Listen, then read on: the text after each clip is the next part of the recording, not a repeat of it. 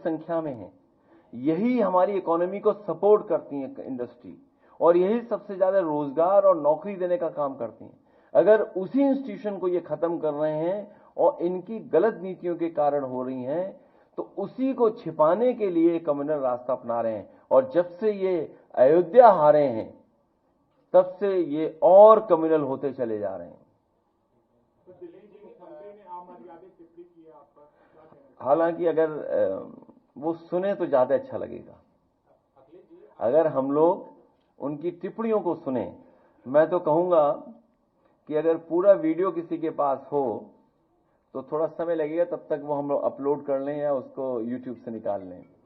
मैं कहूंगा कि वो जो जहां से अरविंद केजरीवाल जी का शुरू करती हैं वो, क्योंकि ये सुनना जरूरी है। ये कॉन्फिडेंस या इस तरह की भाषा देने के लिए जो कॉन्फिडेंस मिल रहा है वो आखिर कहां से आ रहा है।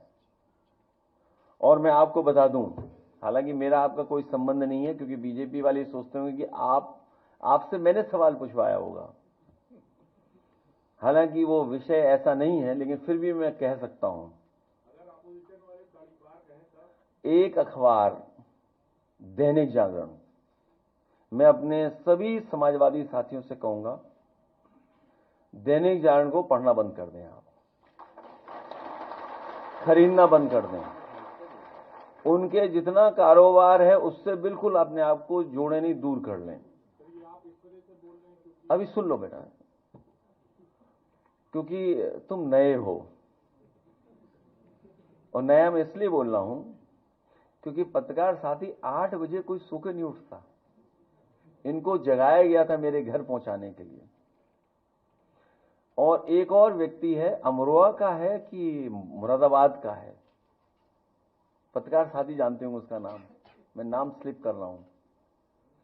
वो दैनिक जागरण, और एक आईएएस अधिकारी अवनीश अवस्थी, मुझे कोई संकोच नहीं है, एक आईएएस अधिकारी अवनीश अवस्थी, उनके इशारे पर, मुख्यमंत्री के इशारे पर, ये जो टर्म आज मुख्यमंत्री यूज कर रही है, जो आप सवाल मेरे से पूछ रहे हो, इस सब ने मिलकर के साजिश रची थी। और ये पीडीए परिवार के लिए कोई नई चीज नहीं है, इनको अपमानित होना ही पड़ता है। कोई ऐसा पीडीए परिवार का यहां बैठा ये नहीं कह सकता है कि समाज में कभी न कभी वो अपमानित न हुआ हो। उन्हें अपमानित होना ही पड़ता है। ये हम लोगों की लंबी लड़ाई है, और एक कोई मनु गड़बड़ आए थे, उन्होंने ये व्यवस्था की जिसकी वजह से हमें आज भी अपमानित होना पड़ रहा है। कोई ये मनु महाराज गड़बड़ कर गए जिसकी वजह से आज भी हम लोगों को अपमानित होना पड़ रहा है। और अगर वीडियो आ गया हो तो जरूर दिखाइए, ये चाल चरित्र और चेहरा भारतीय जनता पार्टी का दिखाई देगा आपको स्क्रीन पर। देखिए, कार्रवाई इसलिए नहीं हो रही है, दो एंगल जो मुझे समझ में आ रहा है, हो सकता है मैं गलत हूं उस बात से, लेकिन आप उस पर विचार जरूर करना। करने वाला मुख्यमंत्री जी की सेम जाति बिरादरी का है, इसलिए उसको इम्यूनिटी है किसी चीज को लेकर के। न एसओ कुछ बोलेगा, न एसपी बोलेगा, न डीएम बोलेगा, न कमिश्नर बोलेगा। इसीलिए हम लोग कहते थे कि संविधान खतरे में, कानून खतरे में।